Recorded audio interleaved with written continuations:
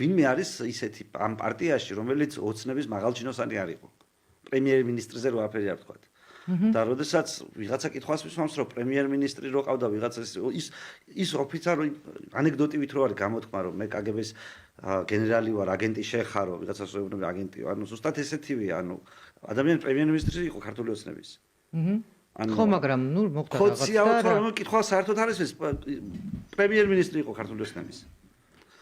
და მისი გუნდის წევრები უდიდესი ნაწილი პოლიტიკაში მოსულა ხო? შეიძლება დღეს ხარ იქ და ხვალ აღარ ხარ. ქართულ პოლიტიკაში მით უმეტეს. კი ბატონო, მაგრამ რამე განსხვავებული უნდა ბატონო ბიზნესგან. ანუ რამე განსხვავებული იდეაზეა საუბარი.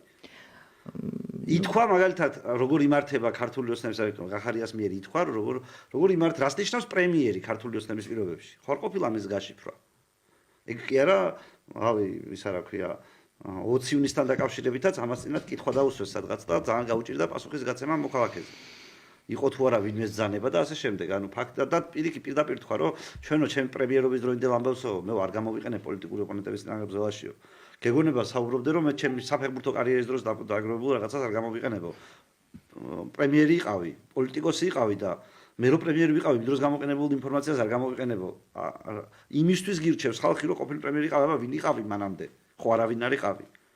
გაგხადა ქოცემა პრემიერი ბიძინამ, გაგხადა პრემიერი და პრემიერობის დროინდელ ამბავზე არ ვილაპარაკებო და ისე არავინ არ ხარ. მაგის გამო ხარ ვინც ხარ ხო? ასე არის ხო?